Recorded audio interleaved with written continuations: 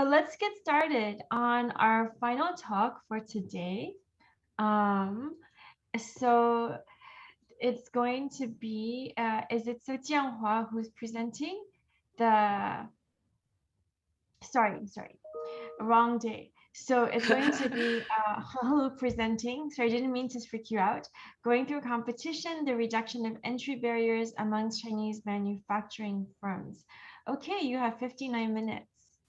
Okay, so let me share my screen and I hope everybody can see it right now. All right, so I'm Helu Jiang from Suvi.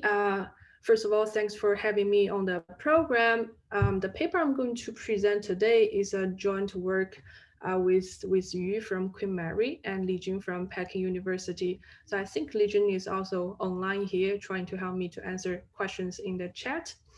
Um, so let me start with the big picture of what we want to do in this project.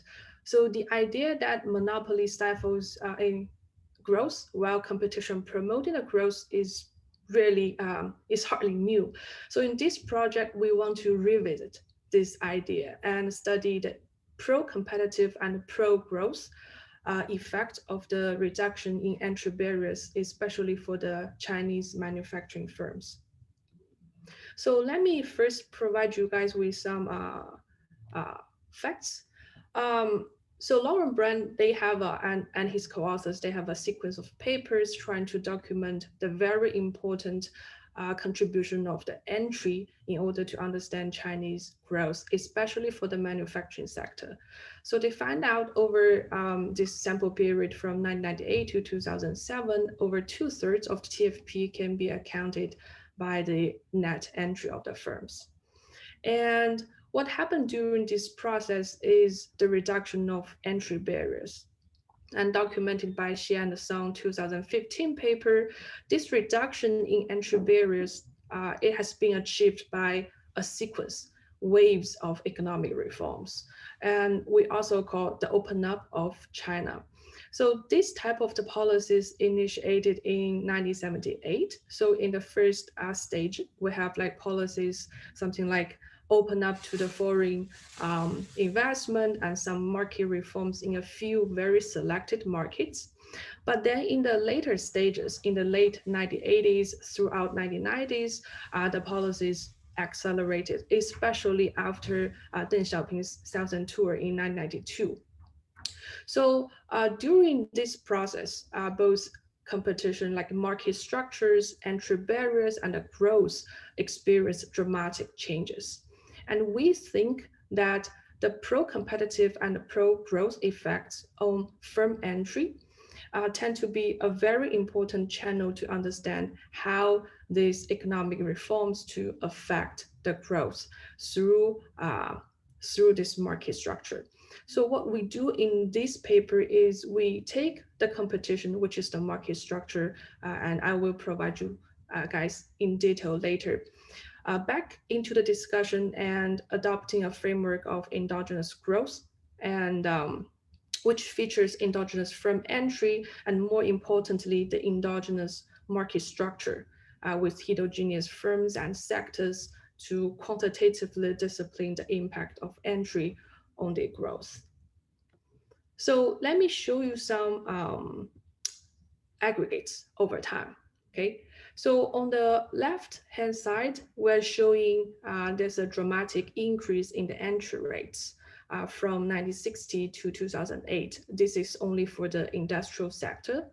And what happened at the same period is the increase in the productivity.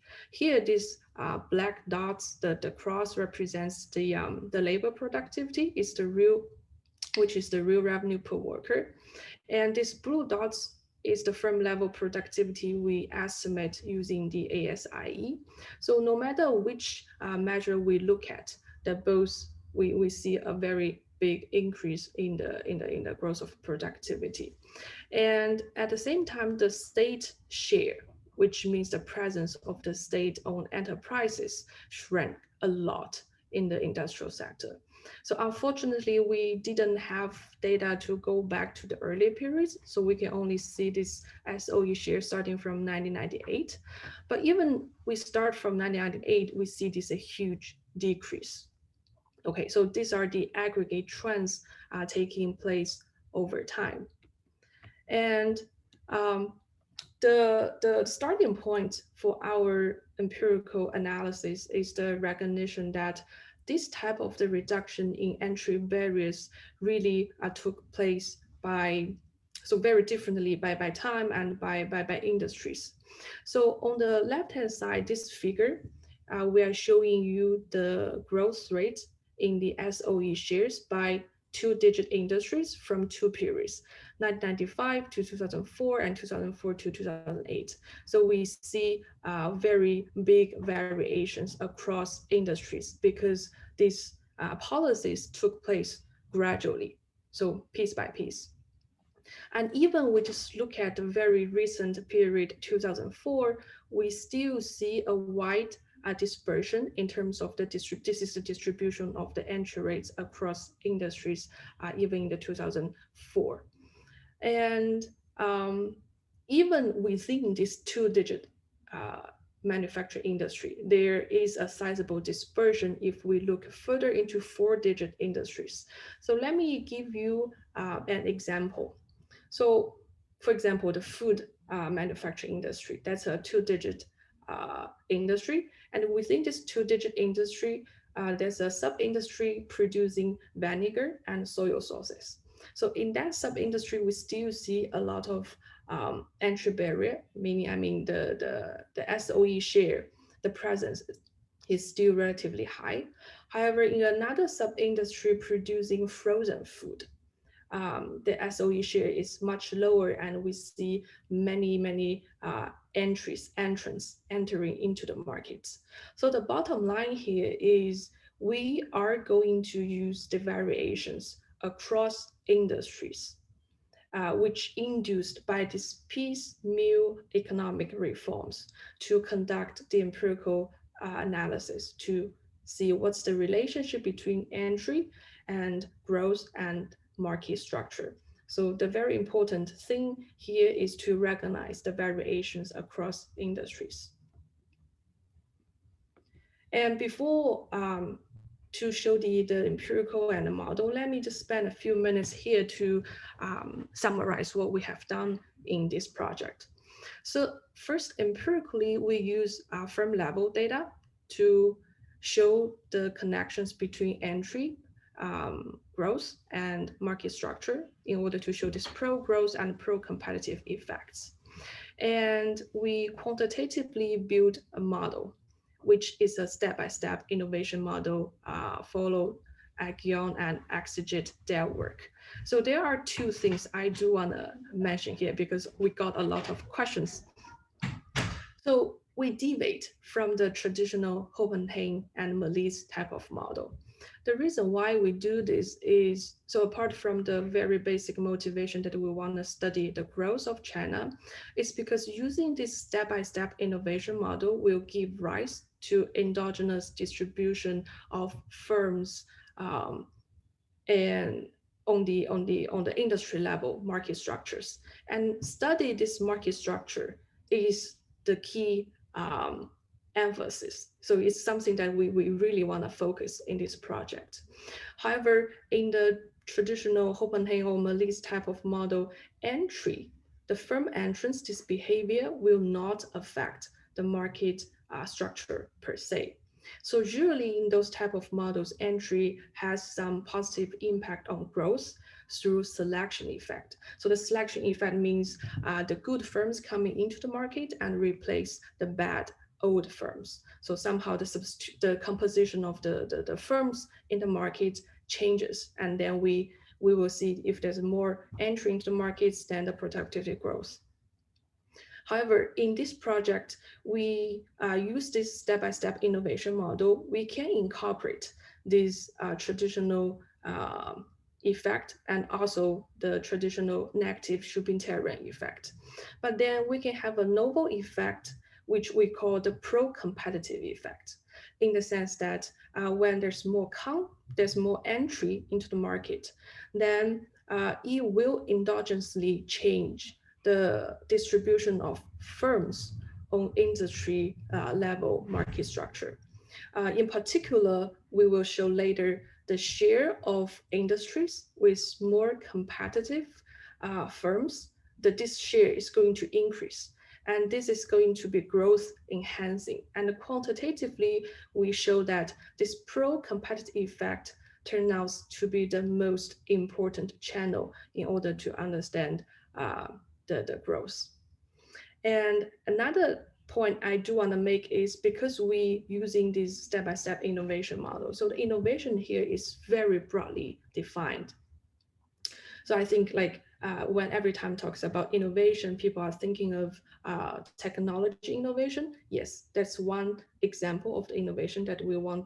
It's which is essential. It's important for the Chinese growth. However, in the context of the Chinese economy, the productivity growth is not necessarily only coming from the technology progress. So here, how do we define innovation? So any costly investment or activities that can enable a firm to increase their organizational efficiency will be considered as innovation. So let me give you a few examples. If a firm can, let's say, successfully increase their reputation, increase the awareness of the brand, or somehow they manage to open up a new demographic or geographic new markets. So this type of expansion activities will be considered as an innovation here. So it's very broadly defined. And these are the key elements of the model. So we will see in detail. Basically, we have two sectors differ by entry cost, and in each sector there will be a continuum of industries, and there are two firms within the industry, and they compete on a quality ladder. And you can imagine that. So by the way, we call one who is way far away. So on the topper part of the ladder, we call it a leader, and who's lagging behind the firm will be called as a follower. And you can imagine that the relative location or the distance between their position on the ladder are really important, because they will engage in bertrand competition, and this relative distance between their quality positions on the ladder are going to determine their market share. So intuitively, when these two firms are closer on this quality ladder, meaning in terms of the innovation, they are not far away from each other, then they have very strong incentives to innovate. So this is so-called the escape from competition effect. And we're going to emphasize this is really important in order to understand how this innovation affects this growth. And what we did is we then calibrate the model to the 2004 to 2007 Chinese manufacturing firm data, and we do two quantitative exercises. So in the first quantitative exercise, we basically compare two sectors with different entry rates. And then we are going to decompose the growth differentials between these two sectors into 4 channels, and to see which channel contributes the most. And then in the second exercise, I think, which is more interesting, is we want to do some counterfactual experiments over time. So what we do is we use the shares in the SOE forms as a proxy for the changes in the entry barrier. So later you will see the detail. And then we want to isolate the changes in the growth only stem from the changes in the entry barrier. And again, we perform the growth decomposition and to see which channel plays a more important role. And a quick summary, just an overview of the results. In the first 2 sector quantitative exercise, we find out the pro-competitive effect can explain about 59% of the growth differentials between the 2 sectors, which differ by the entry rates. And then when we recalibrate the model and do the counterfactual exercise over time, we find that about 39% is due to the replacement effect. So this replacement effect resembles the selection effect in the Hoppenheim and Malisse type of model. And 57 of the growth differential will be accounted by the pro-competitive effect. So this is the big idea of what we have done in this project. And do you guys have any questions here before we go into details of the empirical part?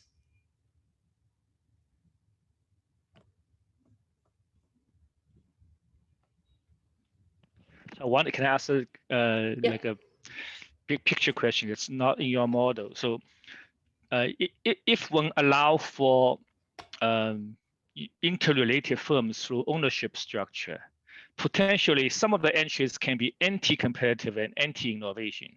So think about very large monopolists in one sector, setting up firms in other sectors that would be its upstream or downstream firms. Potentially, it could reduce competitiveness of the new sector it enters, and reduce incentive to innovate. It's not in your model, but I wonder, like, right. Broadly speaking, is it possible? And in your framework, like, what would that do to your estimates? So yeah. So first of all, I don't think that's can be accounted by our data and our model. To be honest, it's in the data. So yeah. it is possible some of the entries in the data are firms related to some monopolists in some other sectors. They are upstream, downstream firms of some other monopolist, and they're not going. So that's in the data, right? Potentially. Okay, so that's a good point. So we have, yeah, we can check, because in the model, so model-wise speaking, the entrants will promote this competition, because somehow they will. Yes, it's so other than the negative Schumpeterian effect, more entrants will have a positive impact on the innovation effort. In the data, we haven't checked, to be honest. We only checked the ownership types. So what's the impact of the private firms entering? What's the impact of the foreign owned firms entering? But yeah, it's something that we can check in the data to see if that's we can get like consistent results from that. Just in terms of model, it is quite simple. All you need to do is to use the general love for variety model of Jacques and the co-authors, like 4 authors in Econometrica. I don't remember the other authors basically. So they have a very general model that allow for pro-competitive and the anti-competitive effect. Okay. And then when you put to data, you can allow the data to decide, whether you have pro or anti, basically. Okay, yeah, because right now our model, we only have one entrant at time. So this is indeed it's simplified version of modeling the entrants. So Michael, do you have a question? I just want to have a kind of a response to Shangji's question. That's a fantastic question, but I think because they're looking at the earlier period of time, that in the earlier 2000s or late 1990s, I don't think back then a lot of entries are actually part of sort of conglomerates. So it's like a more recent phenomenon, but it's definitely very interesting actually to check that. Yeah. All right, so if there's no more question, let me continue. So this is not a complete list of the literature, and due to the time constraint, let me go strictly into the empirical part. So to be honest, we're still developing some our empirical section. So we're doing many robustness checks. So here today, I'm going to show you guys some benchmark results we have so far. Two data sources we use, one is the census, so 3 waves in 1995, 2004, and 2008. So basically the universe of the all active industrial firms. And then the second is I think people should be familiar that it's the ASIE from 1998 to 2007, and it includes all the above scale industry firms. And we only focus on the manufacturing sectors. Let me introduce some variables construction here. We calculate our entry rates from census at 4-digit industry level weighted by employment. And then competition, in the previous versions, we look at both Bone and Learner and HHI, the 3 index. And then in this version, we chose HHI index because it's more consistent with the model predictions. So you can think of HHI measures the concentration of for each market. So market here is industry. So the higher HHI, then more concentration and less competitiveness. And then we estimate firm level productivity from ASIE. This is quite standard. Basically, we just modify the 2-stage control function following LP and DeLuca, and estimate a value-added coprologous production function at 2-digit industry level. Okay, so this is the first piece of the evidence we want to provide. This is on the industry level. So basically, this regression tables is the more serious representation of the 2 figures showing here. The figures show there's a positive relationship between the entry rates. So the x-axis are the entry rates in 2004, and the y-axis is the revenue growth for each industry from 2004 to 2008. So there's a positive relationship, and then there's a negative relationship between the entry rate in 2004 and then the log HHI index in 2008. So more seriously, we can look at this column 3 and column 6 to see that for industries with higher average entry rate in 2004, they tend to experience a higher revenue growth in subsequent periods, meaning from 2004 to 2008. And then in terms of the HHI index, also for the industries with higher entry rates in 2004, then their HHI index tends to be lower in 2008. And we also look at the changes in the HHI index as well, in case some of you are interested. Again, this is the same table, but here we're just using the HHI growth from 04 to 08 instead of using the levels.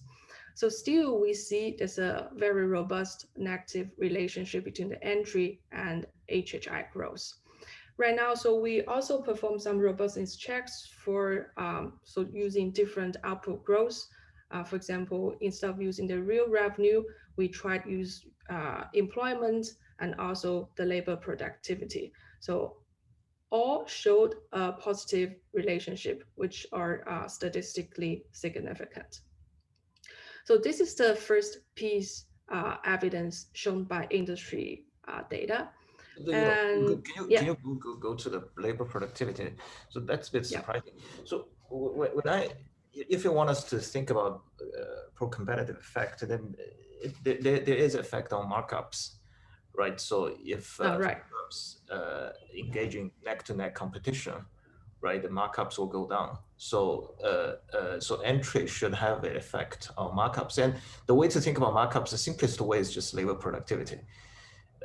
So I would expect to see actually a negative correlation, especially if you try to control for other things, and then you come up with a final measure of markups, then I should expect to see a negative correlation between entry rate and the markups.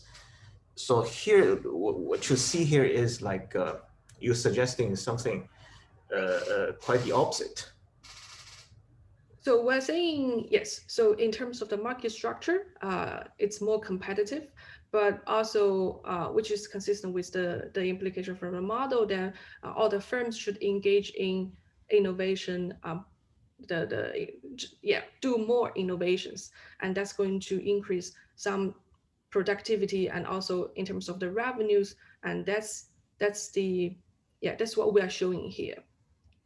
So you are thinking of using the labor productivity as a proxy for the market structure, if I understand it correctly. I mean, I'm wondering if you have any evidence telling us how markups related to, say, entry rate. That's a good question. So so we don't have industry level markups right now, and so I don't have the result. Actually, I don't have the result today. So something I'm doing is, so since we estimated the firm level productivity, we can get a firm level markup as well. So I'm trying to get something from the firm level evidence, but unfortunately, I don't have the results today. So hopefully next time I will show you guys with more markup. Yeah. Firm level markups and say it's related to. And another thing we're considering using is like the dynamism and the job reallocations or the mobility of the labor market. So if firms get more, if the industry gets more competitive, meaning like a lot of people may switch in jobs, and then some mobility maybe can imply the structure. Yeah, that's something, that's one way we're going after at this point as well. If you link the firm, the industrial firm census with export data generally give you price information or unit value information, which should be a proxy for price. Then you can have a way to it gets you closer to look at the changes in markup. Okay. Yeah, we have never thought of linking that to the. Okay, so yeah, we will try. I have a different question to ask. Are you going to tell? Are you going to discuss ways to address potential endogeneity of entry rate variation across sectors? Are you going to take it as exogenous here? We'll take it as exogenous. So empirical evidence, we're just showing the raw relationships. So there's no like, if you're thinking of the strategic choices of which sector we are entering into. I mean, for example, a demand shock. So a greater demand shock to sector A related to sector B, couldn't that simultaneously lead to all of your results, basically, no? So any sector experience greater demand shock will give you more entries, more revenue growth, and more measured. I don't know about HHI. Maybe I don't know. I have to think about it, but productivity. So I think hard enough, like, I'm sure I will come up with a story about HHI too. I mean, I'm sure people here will be too. So think of the strategic choices of entering. So I mean, so we generally HHI. So yeah, going back to demand shock. Demand shock explain the first three equation, then mechanically HHI will fall. No, whenever you have new firms in, wouldn't the HHI automatically fall? Yes, so it's the square of the revenue shares, right? Yeah, we take it as exogenous here in the empirical sections. Well, Shangji, she's a macroeconomist, so we're just showing some correlations. Right. So it's not like causal. So it's a pure correlations. Yeah. Let me be clear. So we don't want to push too far. Can I have a response to Shangji's question? Like we do control for the number of firms in the HHI regression, because otherwise the correlation is simply mechanic.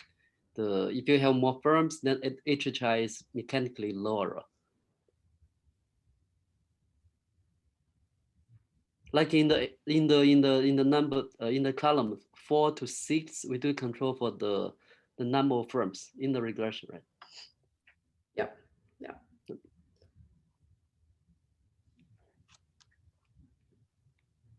All right, so let's go into more direct firm level evidence. So back to Michael's comment, we don't have the results for markups today, something that we're still working on.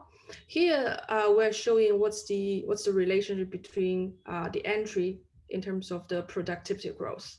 The reason why we put an interaction firm with the entry and the firm age is we find out This is well documented in Hottiwanger's paper as well. So the younger firms tend to have a higher productivity growth.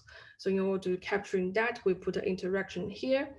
And then we find that for the firms in the industries with higher entry rates, then the firms are going to experience a faster growth in terms of the productivity in subsequent years. So the entry is measured in 2004, and then the growth is from 2005 to 2007. So the annualized growth rates.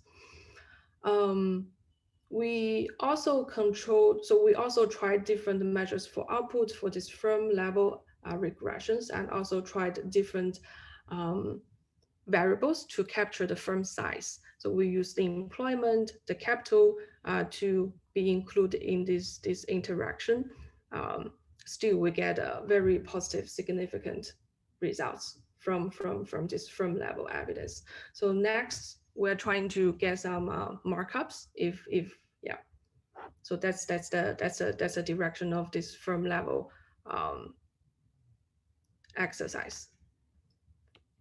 And then let me give you a very short summary of the data we have seen so far, right? So first of all, in terms of the trend, there's a very rapid growth in productivity from 1998 to 2007. And also we see there's a growth in entry over time from 1995 to 2004. And then we use variations across industries because the policy took place gradually, so piece by piece. We see there's a positive correlation between entry and productivity growth, and there's a positive correlation between entry and the competition. Remember, the HHI is the index for concentration, so the negative coefficient means the positive correlation here.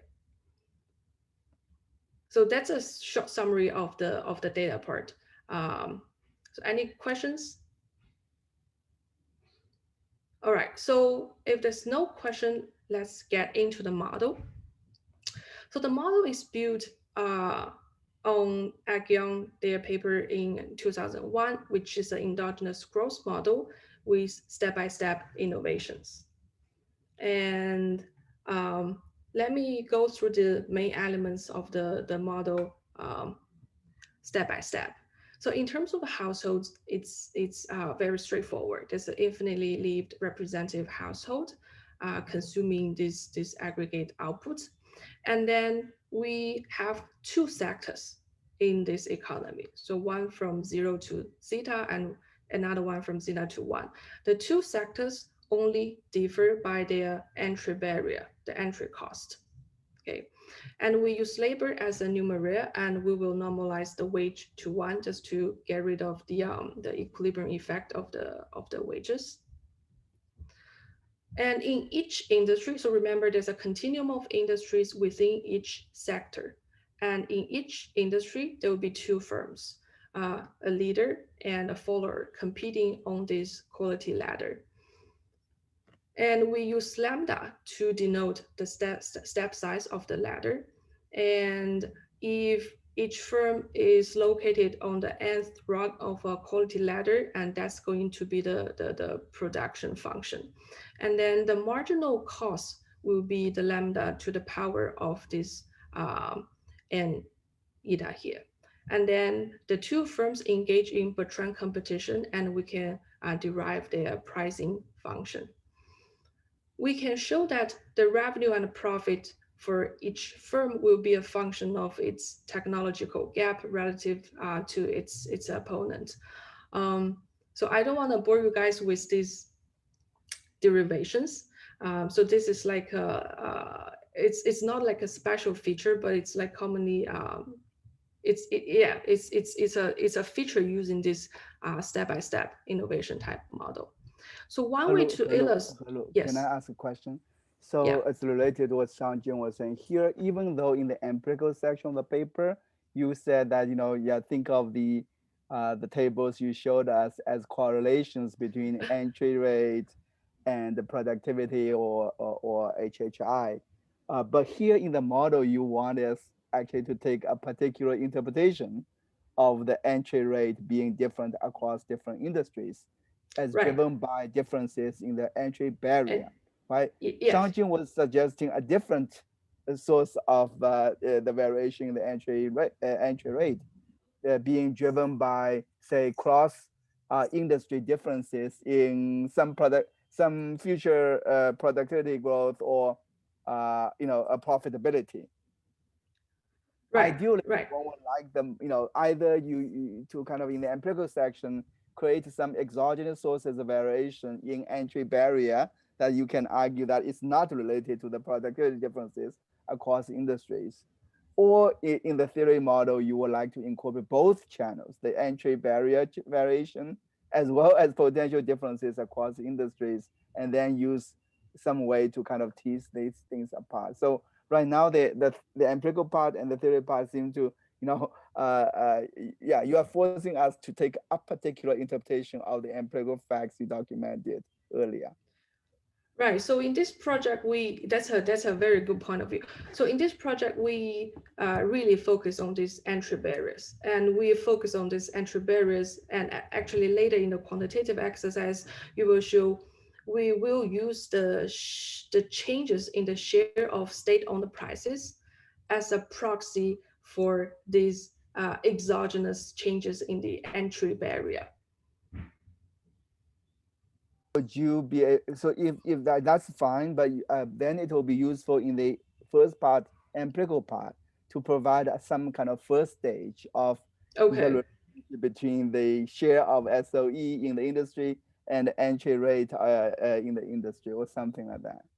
Okay, that's a good. Okay, so I forgot to mention actually in the industry level analysis or in all the regressions, we control for the initial SOE share just to make sure that the initial status of the for each industry doesn't getting affected.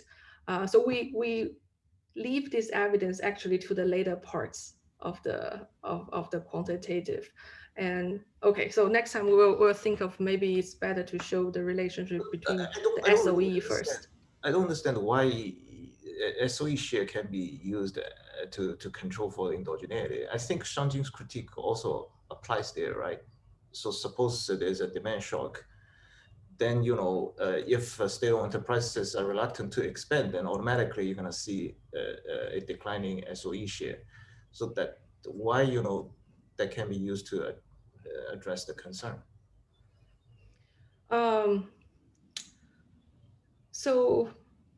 So let me put it this way. So we are in particular interested in the reduction in entry barrier that is brought up by the policies, the economic reforms. So that's why we chose the SOE share, the changes as a proxy or as an IV for this.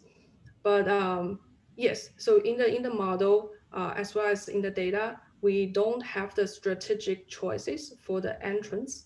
And also as well as the demand shocks, right? Because the two sectors only differ in the entry cost in the model part. Yeah. So if you really want to push that line, how about just dig out some policy measures? Say what are the industries the party or the government would like to deregulate, something like that. I think that there must be a lot of documents out there to allow you to get something out there, right? I think that's a very good suggestion. WTO-driven sector variation in entry barrier reduction. You it's not entirely exogenous, but you can potentially make the argument that the reduction in entry barriers is pushed by falling governments or falling trading partners. So trading partners care about different sectors differently. For example, US cared a lot about financial service sector as an example. I mean, that's not in your sample, but it's illustration of the idea that foreign partners don't care about all sectors equally, and they give you the cross-sector variations. Okay. So thanks for the suggestions. And actually, so in terms of empirical, this is something that we are working on. So we're going back to see if there's any specific policies that we can disentangle some of the industries from the other industries and do more like a DID exercise to see the impact of the direct impact of the policies. Yes, so right now, if we talk about the economic policies, so it's like a bundle, a wave of policies.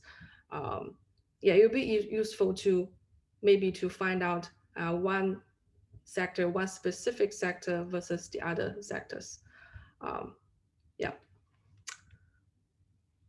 All right, so going back to this model part, what I mean by this statement is this logistic function statement can be shown by this figure that we can show the revenue, both the revenue and profit functions will be a logistic function of technology gap between the two firms. So this is the most important, one of the most important figures in the modeling part in order to understand how the mechanism works. So this is the technology gap, which measures the distance of the quality gaps between the leader and the follower firm.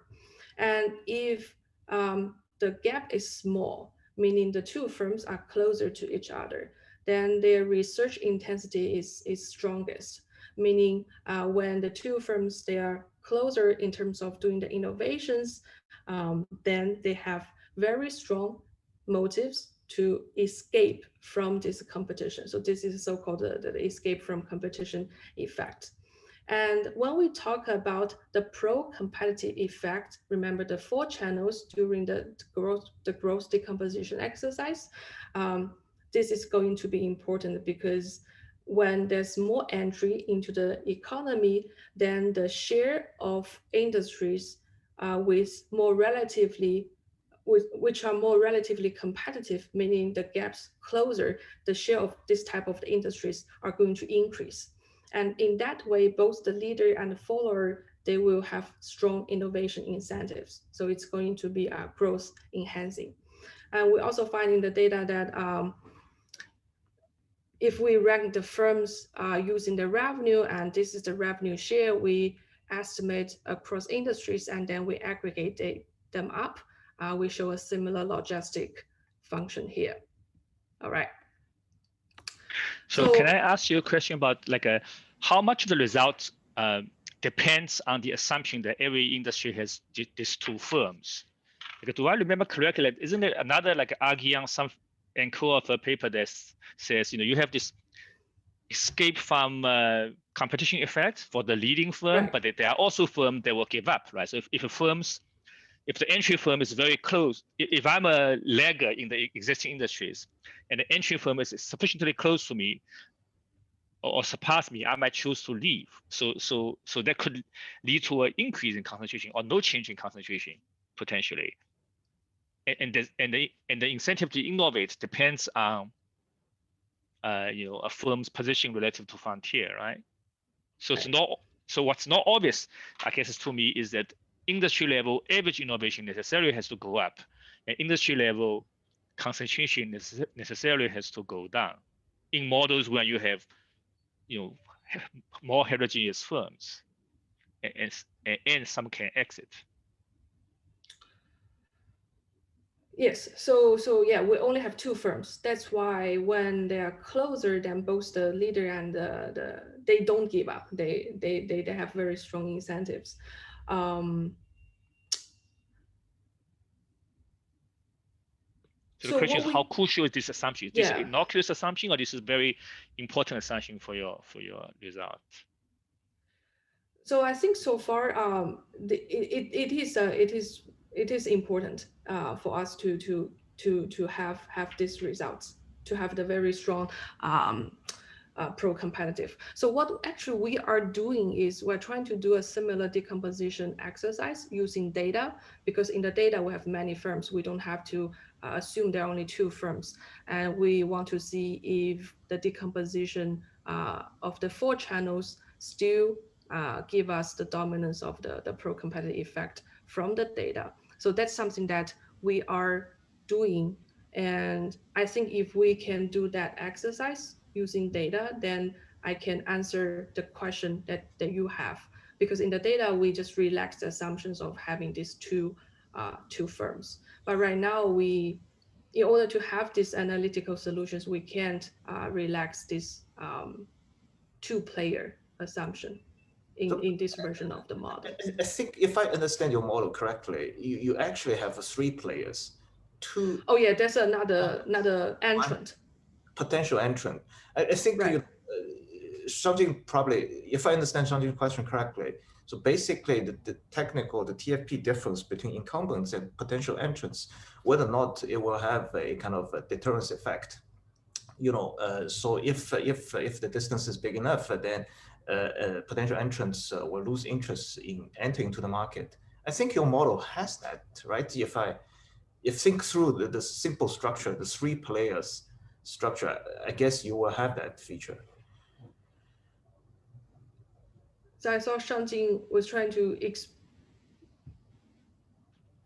your current setup, what prevents one of the firms from exiting?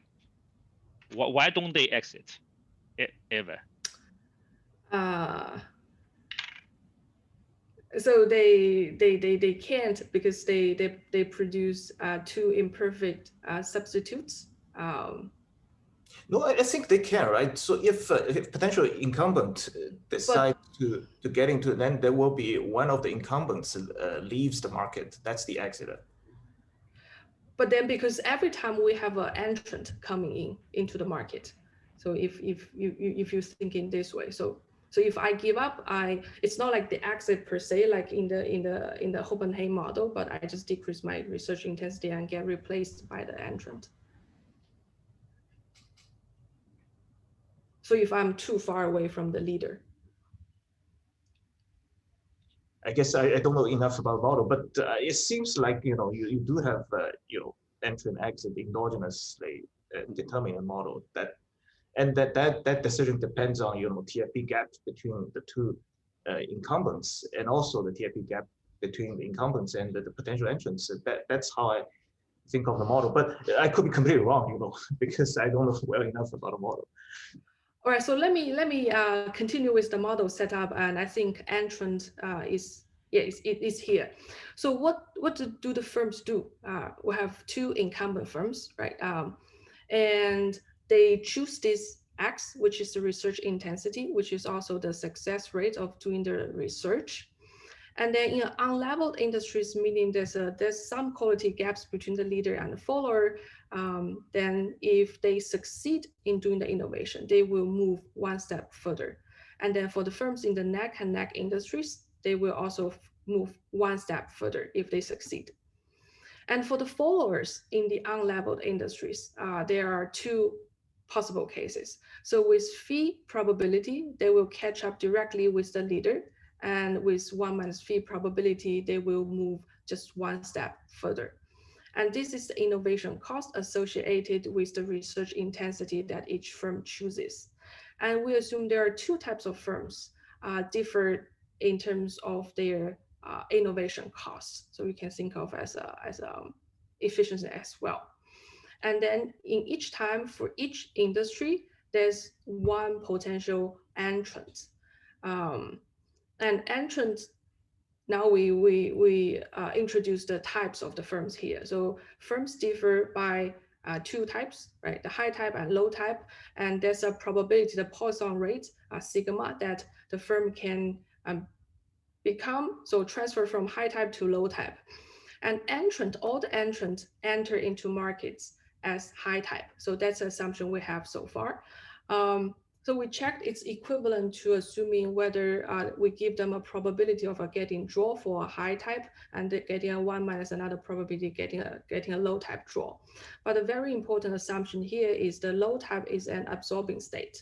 So I can only transfer from high to low, so high low, but not from low to high. And then in terms of the entry cost, this is how we measure that. So the entrant has an disadvantage in terms of doing the innovation. So we will multiply a tau to the cost in front of this innovation cost here. And we interpret this tau as the entry barrier. So for entrant in an unleveled industry, if I do the innovation successfully, then I will replace the follower directly.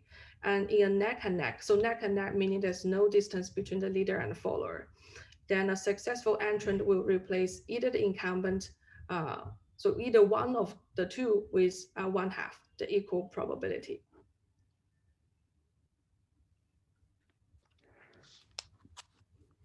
And now we have basically two types for leader and follower, right? So we can summarize the state by these four dimensions. So the first is the type for the leader, and the second, the J, refers to the type for the follower, and N is the gap between the two firms, and S is the sector. So we have basically four pairs of combinations, so high, high, high, low, low, high, and low, low. And here I'm just showing you a value function for the leader. So it's a long value function, but in terms of the intuition, I hope it's straightforward. So the first type, for the first part of the value, comes from the static profit. So I choose the intensity, incurring the research cost, and this is my profit minus the cost. And this is the value if I, as a leader, doing the innovation successfully. And this is the change of me, the type. And also it's possible the follower can change the type.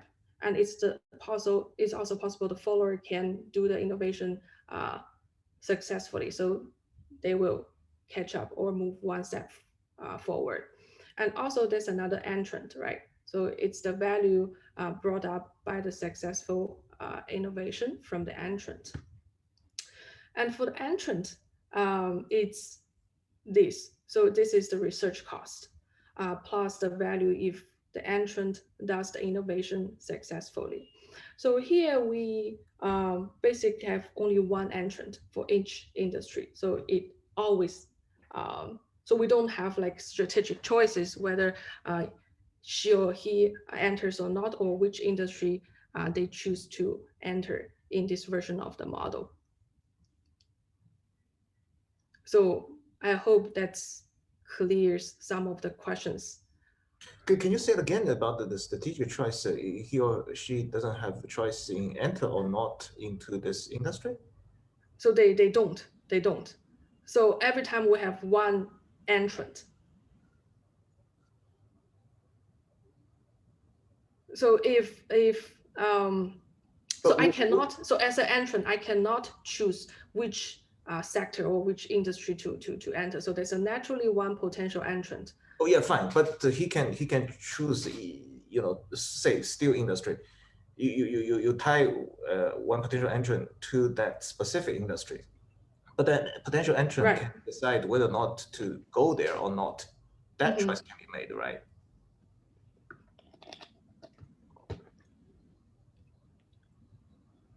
Yes or no?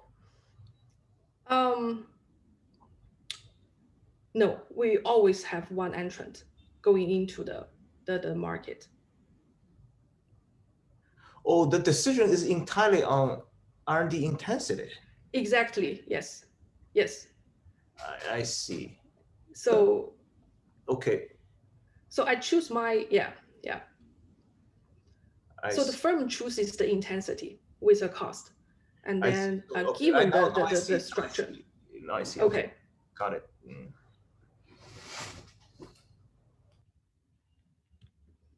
All right. So that's a basic framework of the modeling part. Yeah. Any questions? And this is the equilibrium. So we focus on the BGP, and as you can see, we only have like two firms within each industry, and we can write the growth rate in terms of this format. And this is a common characteristics from this XG type of model, that the aggregate growth rate will be the average of leaders' productivity growth for all unleveled industries plus the average productivity rates for all incumbent firms and entrants in neck industries. And I have only I just want to let you know that you have 5 minutes. Okay. So let me be fast. So we do the calibration, and basically we divide. So the data counterpart is we divide all the sectors into two. So one with higher entry rates, and the other one is with lower entry rates. And then this is the model performance showing the distribution of ages and HHI. So we didn't target that, but in terms of the data, we cannot match the levels. But in terms of the distribution, I think we're doing quite well, right? So the sector 1 has higher entry cost. So there are more older firms and more concentrated firms in sector 1, right? And let me give you the decomposition. So this is the 4 channels we want to emphasize. So let me explain in words since we don't have much time here. So direct effect means when there's more country, it will induce more innovation effort from potential entrants. This is direct. Schumpeterian effect is the negative, meaning incumbents are discouraged from doing costly innovations. So replacement effects resembles the selection effect. So it's the good ones replace the old incumbents. And then the pro-competitive effect is the ones that we want to emphasize. It's the share of the more relative, more competitive industries are going to change, are going to increase when there's more lower entry barrier in the economy. And the first quantitative exercise is we just compare the growth rate between the 2 sectors, which differ by the entry rates. And there's 1.9 percentage point, about 2 percentage points in terms of the growth differentials. And we perform this decomposition exercise, and this pro-competitive channel turns out to be the most dominant channel to explain these growth differentials. And then the second one, I think it's more interesting, right? So because we are interested in the entry barriers, especially brought up by the economic reforms, the policies. So what we do is we use the SOE share as a proxy for the changes in the entry barrier in this part. And then we just put the 3 sensors together and get an estimate of the elasticity between the share of the SOE presence and also the entry rates. And then we can counterfactually calculate what's the counterfactual entry rates, what's the counterfactual growth rates in 1995 versus the real data. So what we do is the real growth from 1995 to 2004 is 9%. And by doing this counterfactual, meaning we just assume the entry barrier didn't change, then the growth rate reduced to 7.57. So the growth differential here is this 1.43 percentage point.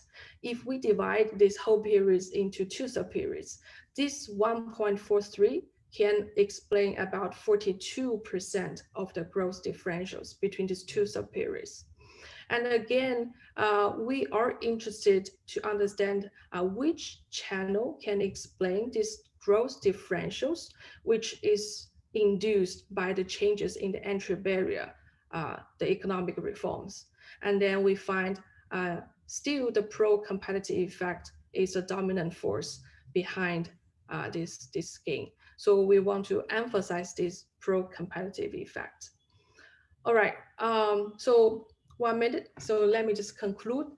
In this project, we revisit this very old narrative that to see how the reduction in the entry barrier helped the economic to grow, especially through the model of the step-by-step innovation model. And we find that most of the growth differentials are from this pro-competitive effect, meaning the market structure itself, the competition is important to understand this. As you can see, we don't have capital in this model, so it's abstract. So everybody use labor for production.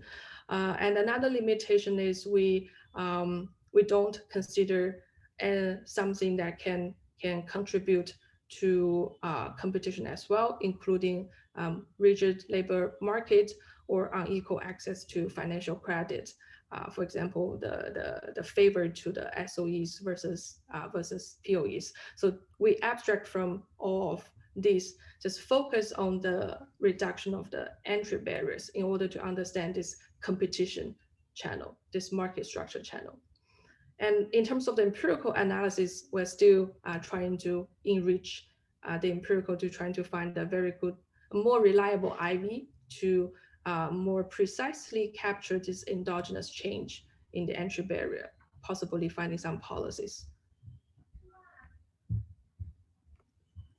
All right, so that's the end of the talk. And if you have any more questions, I'm happy to chat.